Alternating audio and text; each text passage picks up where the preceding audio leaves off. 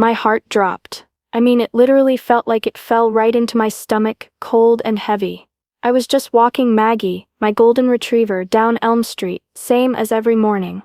But then I saw him, standing there, on the porch of the little blue house, his house, or what used to be his house. It was David, Sergeant David Riley. He was back, finally back from that long dusty war half a world away. But he wasn't smiling, he wasn't waving. He was just standing there, still as a statue, dressed in his uniform, the one that always looked so proud, so strong. But today, it looked heavy, like it was weighing him down. And taped to the front door, bright and ugly against the peeling blue paint, was a notice. Fluorescent orange. You didn't need to be close to know what it was. Foreclosure, eviction. The words screamed even from across the street. My breath hitched. David. Our David. The boy who grew up on this street. The kid who delivered newspapers, shoveled snow for old Mrs. Gable, the teenager who fixed bikes for free. The man who signed up right after high school, saying it was his duty. The husband who adored his wife, Emily. The father who treasured his little girl, Lily. He'd been gone 18 months this time.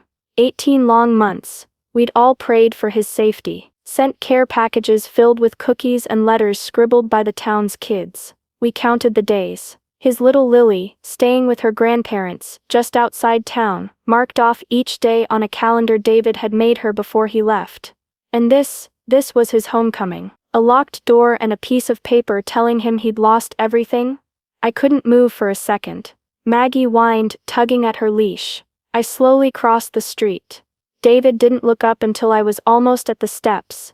His eyes looked ancient. So tired. Empty. Like the desert he'd just left behind. David? I whispered. My voice sounded thin, weak. He finally focused on me. A flicker of recognition, then just weariness. Sarah, he said. His voice was rough, cracked. She's gone, isn't she? He meant the house. Not a person. The house. His childhood home. The place he brought Emily home to as a bride. The place where Lily took her first steps. Every memory tied up in those four walls and that little patch of grass. David. I didn't know, I stammered, feeling useless. When did this happen? How? He just shook his head slowly, looking back at the orange paperwork, he mumbled. Things got missed. Payments. While I was gone, Emily, before she passed, she handled everything. Then, I don't know, things fell through the cracks. Tried calling, emails got lost. Couldn't get clear connections. Emily. His wife. She'd died suddenly, a year before this last deployment. A brain aneurysm. Quick. Devastating. David had come home on emergency leave, broken, holding on to little Lily like a lifeline. He almost didn't go back for this last tour. But he said he had to finish what he started. Leaving Lily with Emily's parents felt like tearing his own heart out, but he did it. For duty. For honor. And now this. It felt like the world was just kicking him while he was down.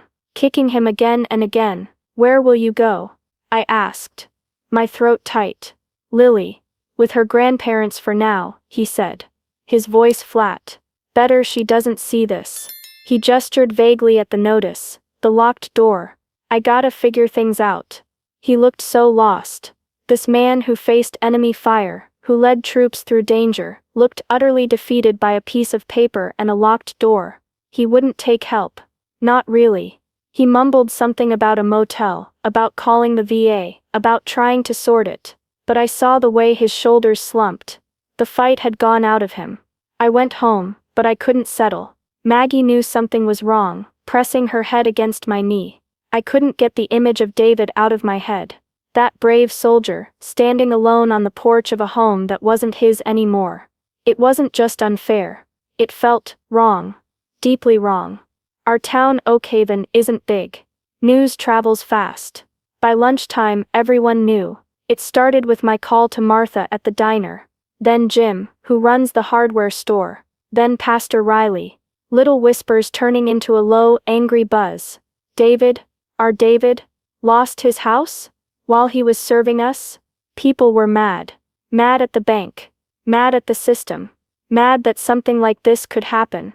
But being mad doesn't fix anything.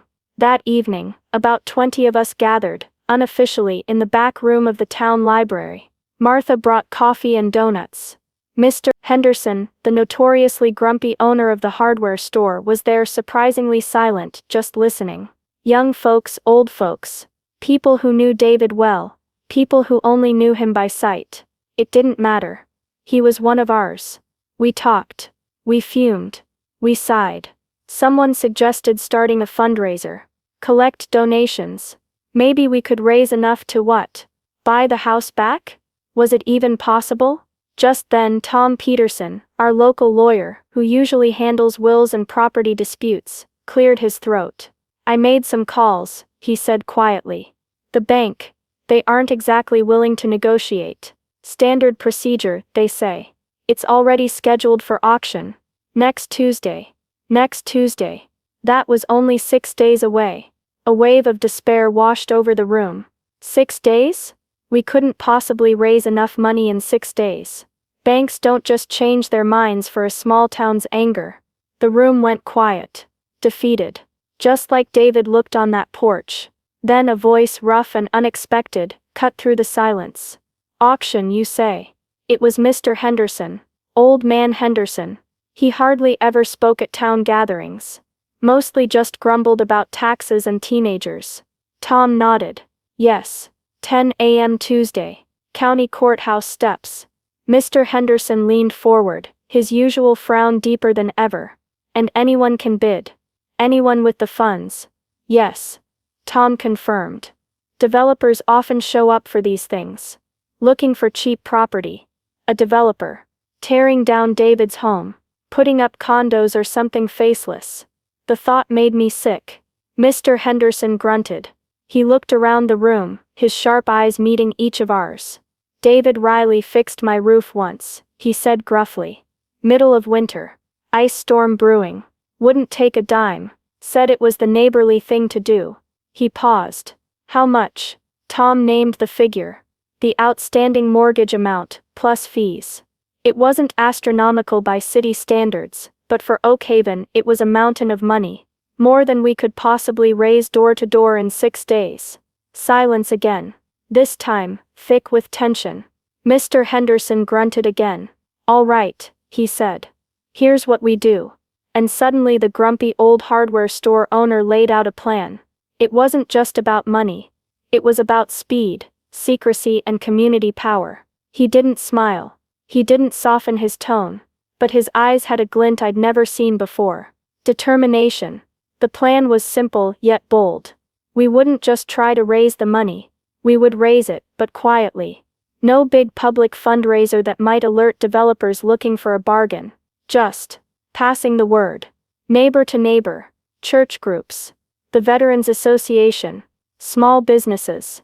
Everyone giving what they could, no matter how small. And Henderson himself. He pledged a significant chunk. An investment, he called it.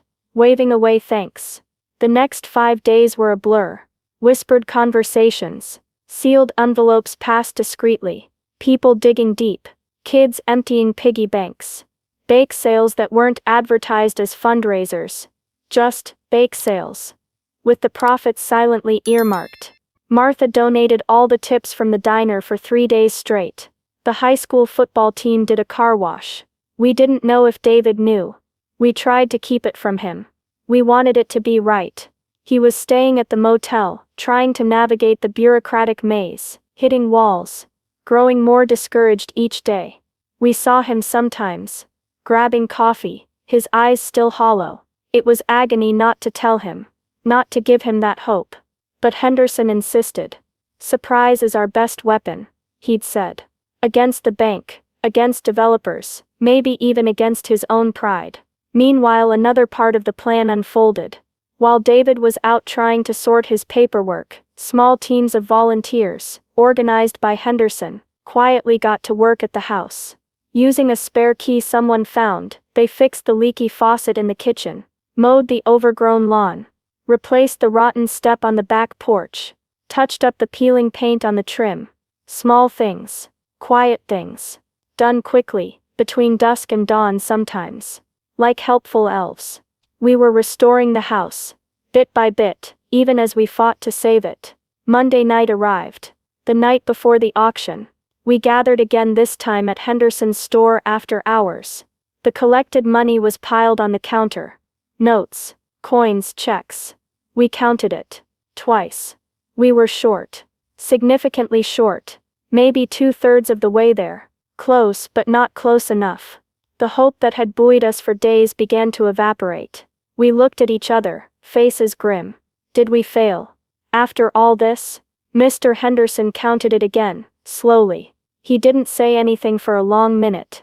Then he walked to the back, disappeared for a few moments, and came back with an old metal lockbox. He opened it.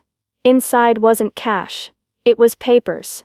Old savings bonds. Stock certificates. Things he'd clearly held on to for decades. My retirement, he said simply. Or some of it. Always planned to fix up the store. He paused. Store's fine. David needs his home. He added the papers to the pile. Tom Peterson looked them over quickly. This might just do it, Henderson. He breathed. It brings us right to the line. A collective sigh of relief went through the room. But Henderson held up a hand. Might do it isn't good enough. Auctions can go higher. Developers might push the price. Just then, the bell above the shop door jingled. We all froze. Standing there was Mrs. Gable. Tiny, frail Mrs. Gable, leaning heavily on her walker. David used to shovel her path. Remember? She shuffled forward, clutching a worn velvet pouch. I heard what you were doing, she said. Her voice thin but clear. David, he was always such a good boy. Emily too. Sweet girl. She opened the pouch and poured its contents onto the counter. Old coins. Silver dollars. A few pieces of jewelry. Family heirlooms maybe? It's not much, she whispered. But it's what I have. Something shifted in the room. It wasn't about the money anymore. It was about everything else. About neighborliness. About decency. About showing David he wasn't alone. Tom Peterson looked at the pile. Then at Henderson's bonds. Then at Mrs. Gable's offering. He nodded slowly. We have enough to make a serious bid. Maybe enough to win. We have to try. Tuesday morning. Courthouse steps. Gray sky threatening rain. A small crowd gathered. A few official-looking types. A man in a sharp suit, clearly a developer, talking on his phone. And us. About 30 of us from Oakhaven. Not cheering. Just present. Standing together. Mr. Henderson was our designated bidder. Tom Peterson beside him. David wasn't there. We'd made sure someone kept him occupied with a problem, at the VA office across town. It felt sneaky, but necessary. The auctioneer started. The legalese. The description of the property. Lot number 7, Elm Street. The little blue house. My stomach churned. We'll start the bidding at the outstanding amount, the auctioneer announced, naming the figure we knew. Yes, said Henderson immediately, his voice firm. Silence. My heart pounded. The man in the suit lowered his phone. He looked surprised to see Henderson, maybe expecting no contest. He smirked slightly. 500 more, he said casually. Henderson didn't blink. 1,000 more than that. The developer raised his eyebrows. 2,000 more, Henderson countered instantly. 5,000 more. A gasp went through our little group. That was a big jump. Was he sticking to the plan? The developer looked annoyed now. He conferred briefly with someone on his phone. All right. 10,000 above the starting bid, he said, testing Henderson. This was it. This was pushing the limit of what we'd gathered. Tom Peterson put a hand lightly on Henderson's arm. Henderson just stared straight ahead at the auctioneer. 15,000. Henderson stated, his voice like granite. The developer stared. He looked at Henderson. He looked at our group, huddled together, watching silently. Maybe he saw something in our faces. Maybe he realized this wasn't just business for us. He shook his head almost imperceptibly, shrugged, and turned away, raising his phone back to his ear. Done. Going once. The auctioneer called out, scanning the small crowd. Going twice. Silence. Absolute ringing silence. except for the pounding in my ears. Solved. The gavel cracked. To Mr. Henderson. A quiet cheer went through our group. Not loud. Just relief. Tears welled in my eyes. We did it. We actually did it.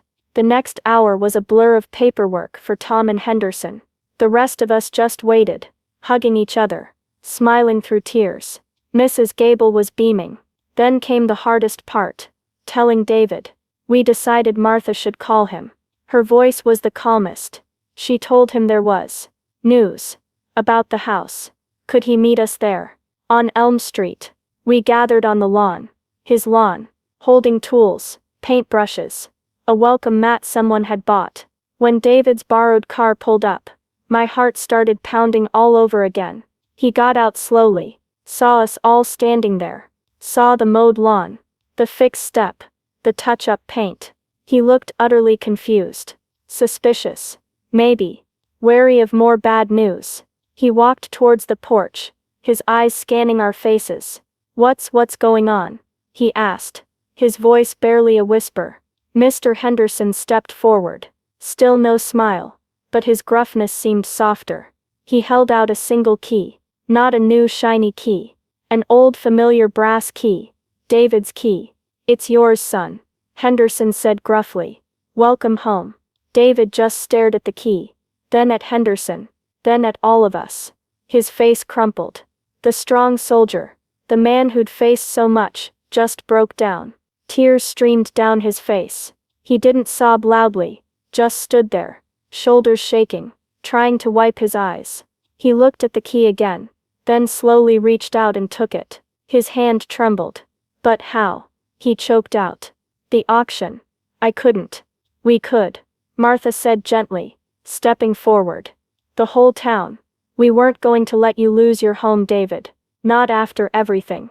He looked around at us, his eyes full of disbelief, confusion, and dawning understanding. He saw Mrs. Gable wiping her eyes. He saw the high school kids who'd washed cars. He saw me, probably looking like a blubbering mess. And then, a little car pulled up behind David's. Emily's parents. And bursting out of the back seat was Lily. She saw her daddy. She saw the house. She saw us all there. She ran straight into David's arms. Daddy, are we home? Are we staying home? She cried, hugging him tight. David held her close, burying his face in her hair. Yeah, baby girl, he finally managed to say, his voice thick with emotion. Yeah, we're home. That moment, it was everything. All the worry, the frantic fundraising, the secret repairs. It all faded away. Seeing David, holding his daughter, standing on the porch of his home. A home saved by the love and stubbornness of his community. It was perfect. The local newspaper got wind of the story. Of course. Someone called them. The headline wasn't subtle. Oakhaven buys back hero's home. It made the regional news, then bounced around online. People were touched, inspired. It reminded everyone what community really means. David, well, it took him time. Time to process. Time to accept the sheer kindness. He insisted on paying everyone back, little by little, working odd jobs around town, when he wasn't focused on Lily and his own recovery. Mr. Henderson just waved him off, telling him to pay it forward. Mrs. Gable would only accept payment in hugs from Lily. Life settled back into a new kind of normal on Elm Street. David slowly began to heal, surrounded by people who cared. Lily's laughter echoed in the backyard again. The little blue house, sure-paired and loved, seemed to stand a little taller, a little brighter. It just showed us all, that even when things seem darkest, when someone feels completely alone, a little bit of kindness, a whole lot of community spirit, well, it can change everything. It can bring a soldier home, in more ways than one. It can make headlines, sure, but more importantly, it can make a world of difference right here, on our street, in our town, in our hearts. Thank you so much for listening to our story today. If David's journey and the kindness of Oakhaven touched your heart, please show your support. Give this video a thumbs up, leave a comment sharing your thoughts, or maybe a story of community kindness you've witnessed. Don't forget to subscribe to our channel for more true stories that matter. And please share this video with others. Spreading stories like this helps spread hope. Until next time, take care.